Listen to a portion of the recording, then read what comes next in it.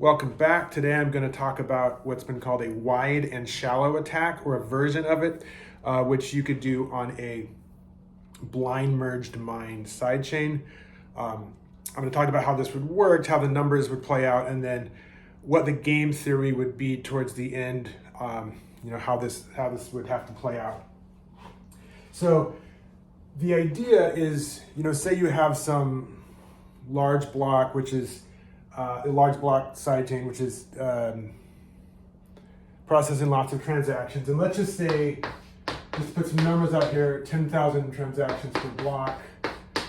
And then you have, let's see, on average, 10 cents fees per block, or per transaction on average. And so you're getting to $1,000 per block. So this is roughly in the neighborhood of, I think, what, some people are hoping for some side chains. It's just more, I think, than a lot of recent blocks for the Bitcoin L1 is getting. So you get like $1,000 per block, 10,000 transactions, and it's a lot more throughput. Reasonable fee. This is the thing, fee level a lot of people are hoping for. So now let's suppose, let's just pick a number. Say this is block like 700 on the sidechain. You have scoped this out, and you have $1 million sitting on the sidechain. You make $500 transactions, and you make 2,000 of it in between blocks, say 700 and 709. Right, so you have this 10 block period where you're scattering these 2,000 transactions. There's going to be roughly 100,000 transactions occurring in this 10 block period. You're just adding 2,000 to them.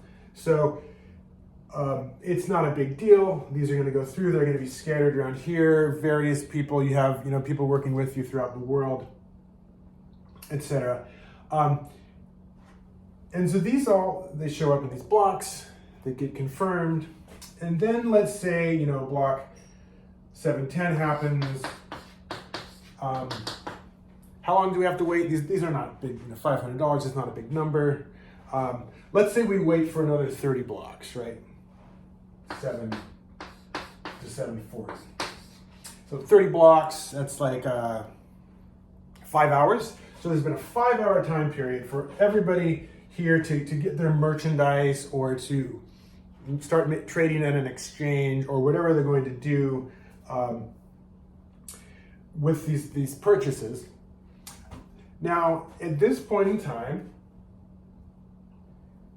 instead of mining block 741, what you do is you go out and you make a bid, and say the average bid for these things is $1,000, or the average block fee is like $1,000. So the bids are coming in somewhat below $1,000.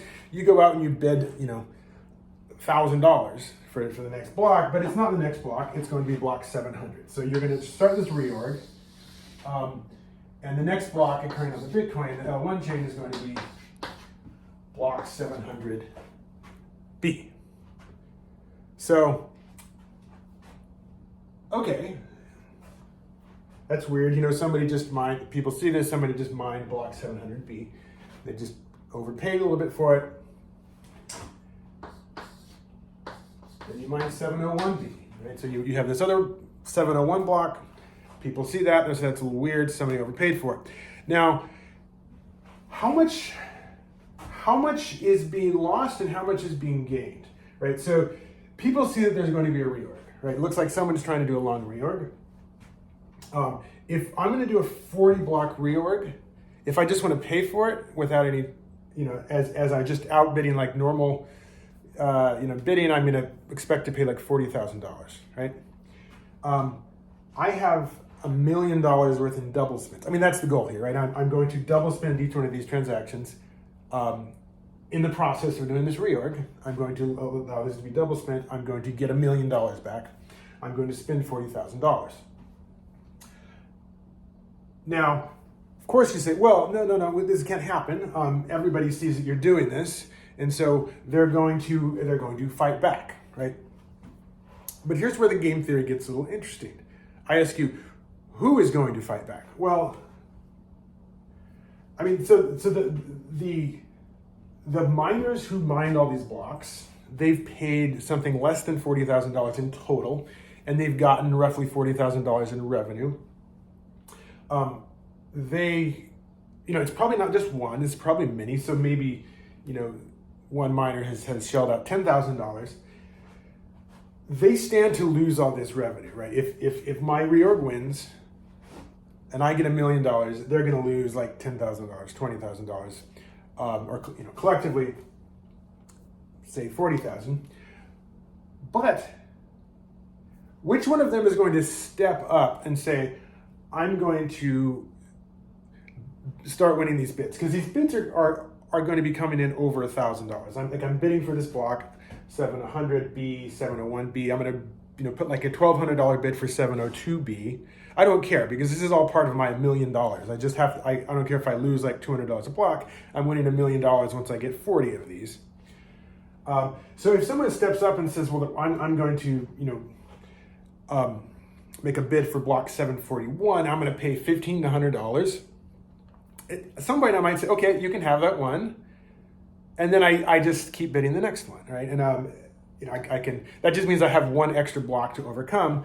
But you just put yourself in a lose-lose. You either lost $500 by making a bid, even if this is accepted, if you win, I mean, if the honest, quote unquote, chain wins, you lost $500. If I win, you lost $1,500. So this is a lose-lose.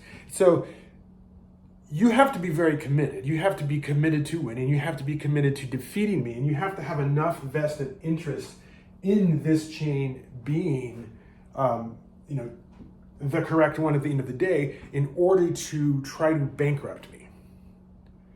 Now, there might be a situation, and this is what I have to worry about, is I might have sort of messed with the wrong exchange, or messed with the wrong corporation, or just messed with the wrong vindictive person or hero who is going to try to bankrupt me. I mean, maybe I messed with an exchange that has $1 billion in funds, and they are going to just bankrupt me. They're going to outbid me and they're going to let me bid, and then they're going to outbid me until I'm bankrupt, and they've taught me a lesson. And then maybe this won't work again.